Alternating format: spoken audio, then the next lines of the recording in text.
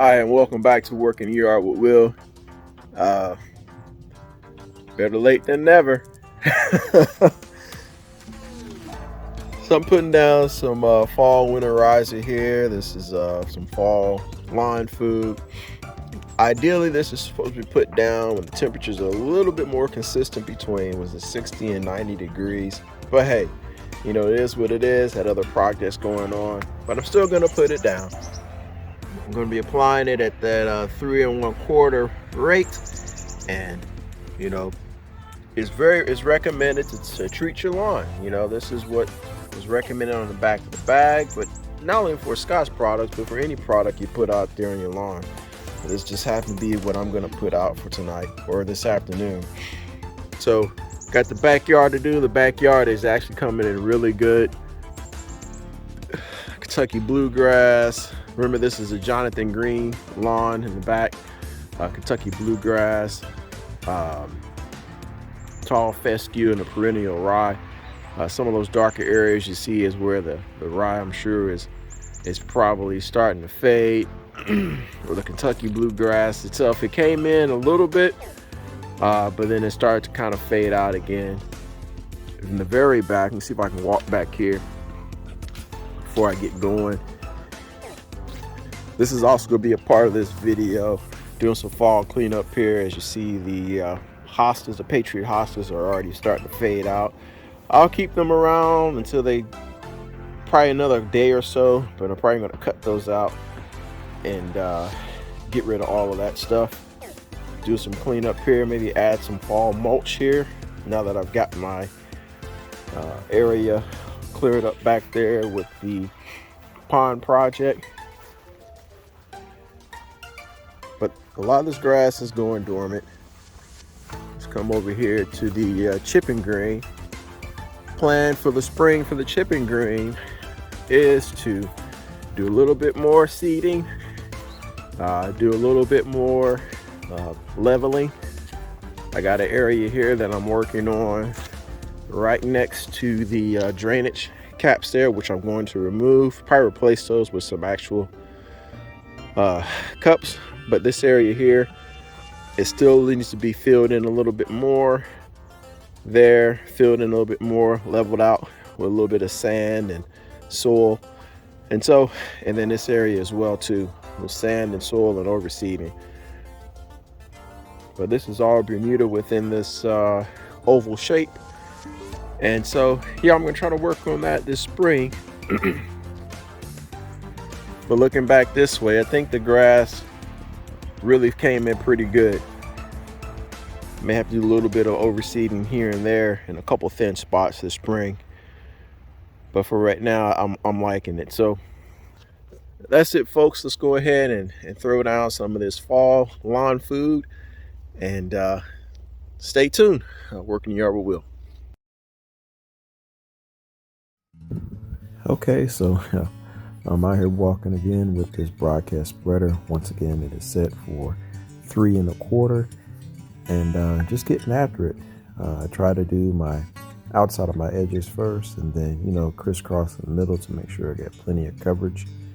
And as a little thing said, I for sure enjoy walking, but maybe next season, either get a pull behind or something a little bit larger that can help me get this, whatever I'm spreading out in the yard, a lot easier, a lot quicker. And yeah, that'll be it.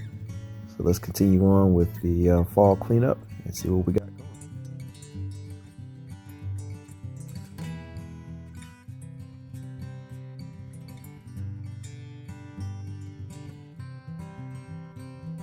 All right, folks, just finished up putting down 25,000 pounds, or rather putting down 2 bags of the Scott's turf builder here. This is for lawn food here. Each bag is about 15,000 square feet, and I still got half a bag left. So what that tells me is that, you know, I did plenty. I had plenty out there using at a rate on this broadcast spreader at the rate of we're at 3 1/4. And so, yeah, I was just showing this because there's some leftover, some fertilizer left over in the bag, in the spreader itself, and there's some fertilizer left over in the bag, and I covered the whole yard. So that lets me know that I had a good rake that I put down, had plenty left over, and I didn't run out.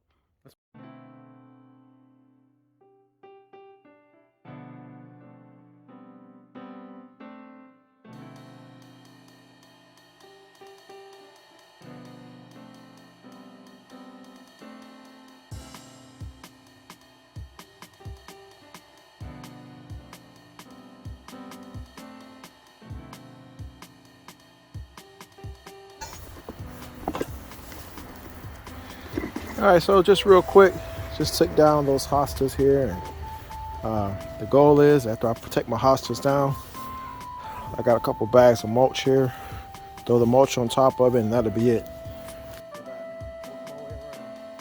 It's like a little winter interest. Leave those up for a little bit until I can't take it no more, and then I'll take it down. Working my way over here.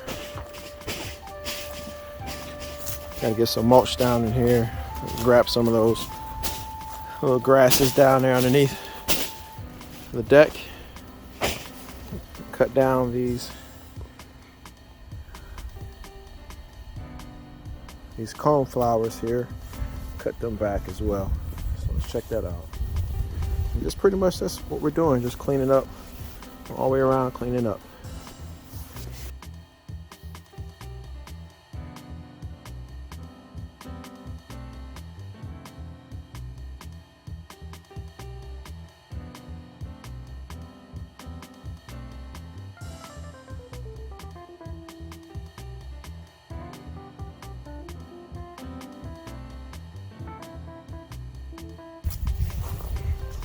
Okay, so this is my first year working with coneflowers, and those little sticks that I removed, to me it appears to have little seeds on it. If you get a little closer here, I actually lost 2 of those coneflowers. If you get a little closer, you see that small brown flecks in there, flakes. Those might be seeds. So the thought process here is to cover up this area nice with mulch, and let's see what we get next year. All right, moving down. These are actually a couple of mums that I didn't move to the front. I had planned to transplant them, just, projects get away from you. So I'm gonna cut these down, because if you actually look down inside the bottom of here, that's new growth already. So I think I posted on IG something from our local nursery on how to take care of chrysanthemums.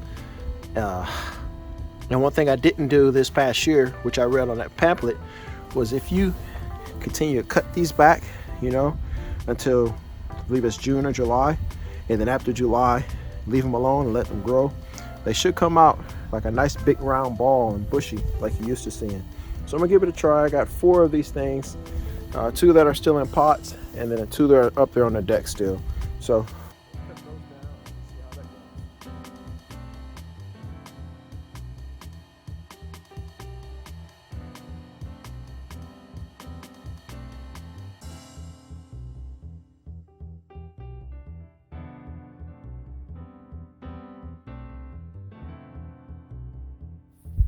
okay, so slowly but surely working my way around the lower patio here with these flower boxes.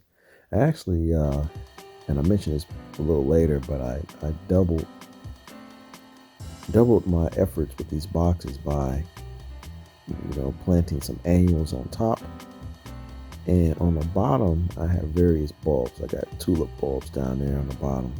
And so the annuals, they did really good this year. Those were begonias. They flowered and flowered and flowered and flowered, gave me plenty of blooms after the tulips faded out. Down here in these lower containers, I have some vinca, white vinca, and I'm cutting it back because I actually seen some green growth. So I'm gonna kind of treat these like maybe like the mums and see what I get. Cut it back, and maybe I'll get something, or maybe I won't. You never know. This area is kind of protected, so maybe it stays a little warmer. And this far container over here, same deal. I'm just pointing out I have this little drip irrigation down there. And same here, you know, my mother-in-law and I, we planted up all of these containers last fall, and mums and different, not mums, but tulips and different things in the bottom of this container. So planted some annuals on top. Now removing those annuals, and we'll allow for the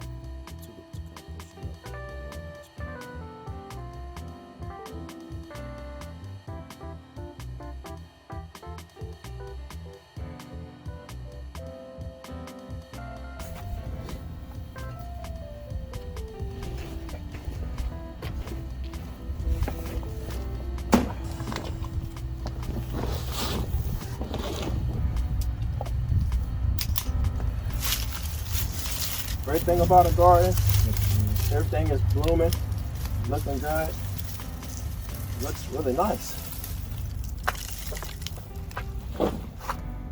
Another joy about a garden is end of the year you got to clean up to get ready for next year.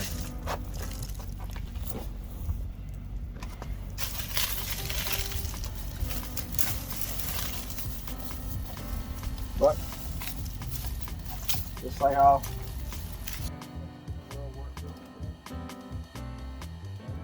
garden, it doesn't have to be cleaned up in a day. Take your time, spread it out.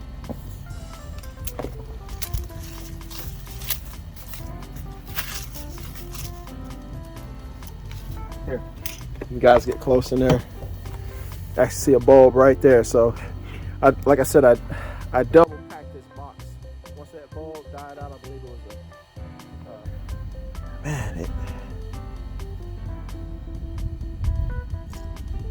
nonetheless, I forget what bulb that is, but in the springtime it comes up, and once it dies away, I cut it back and I planted those other items on top. I'm not sure if I'm going to do that again this year or not, but we'll see.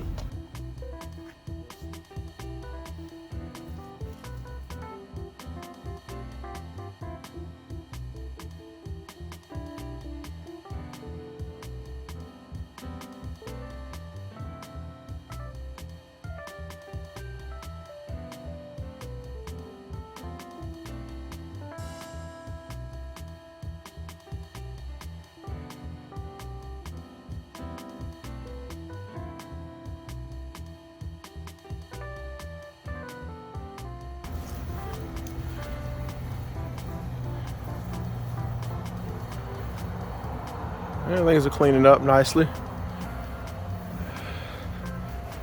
Come over here to these roses.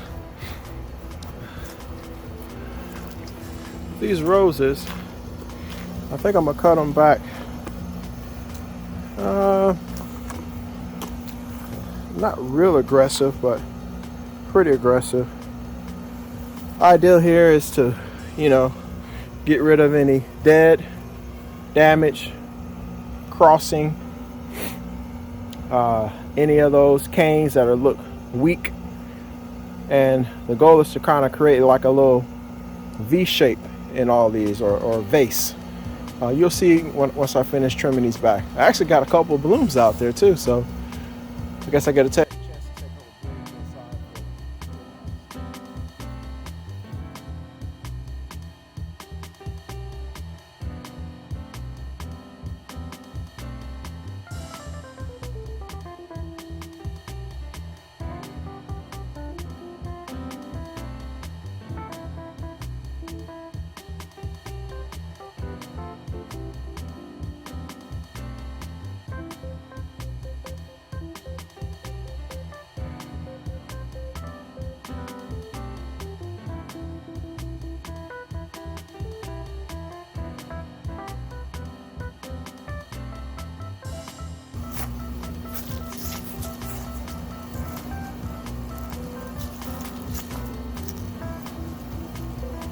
Oh, that gives you the general idea. So I cut them all down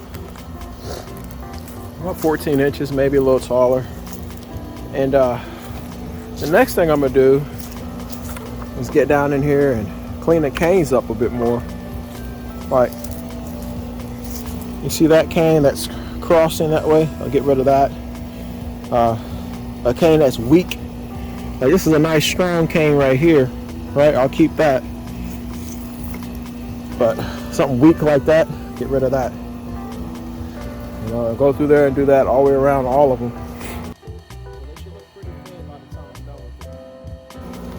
Cleaning up these roses, trying to get to that V shape like I did with this first one. I gotta take a break because I gotta get some a little bit heavier pruners. But that's the general idea. Just clean them up, make them a V shape, and anything that's dead, damaged, or crossing, get rid of it.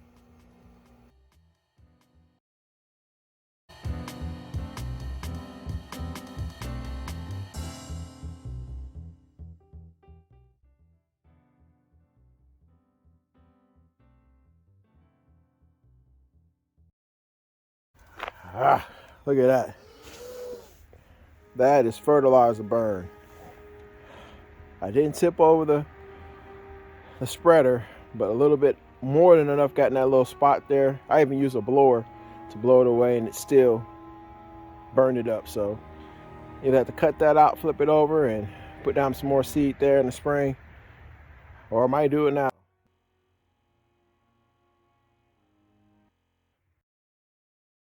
Just mulch out. Cleaned up quite nicely. Gonna add a layer of mulch around here. I get another bag or two up there.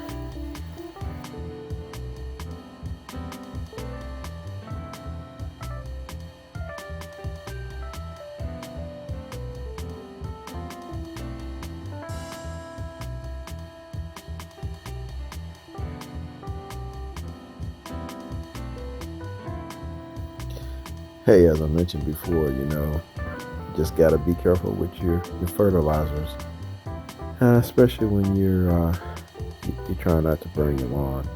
So back on spreading this mulch out here, the whole goal is for those perennials that I actually cut back, like the hostas. I'm going to take this mulch and cover it up. I think I showed in the Japanese garden, if you have leaves or something like that, you can do the same thing. You know, any plant that comes back the following year, you can definitely cover things up to cover the roots up there to keep it insulated, if you will, from the cold weather. And another thing to consider too is evergreens. You got evergreens out there, or you have Japanese maples, or any kind of tree that's going to sit over winter. Cold evaporates moisture around your plants.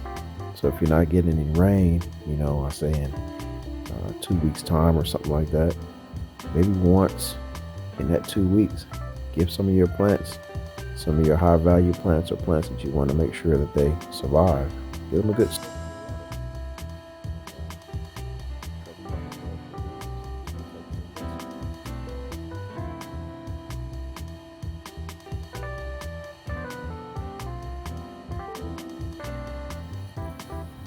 Okay, I just want to say thanks, guys, out there for being very supportive with this YouTube channel.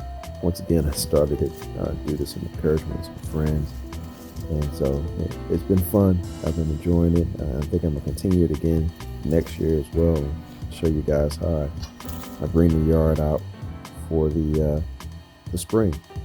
And so for you all who are traveling, stay safe, happy holidays, enjoy your friends and family, reach out to someone and tell them you love them.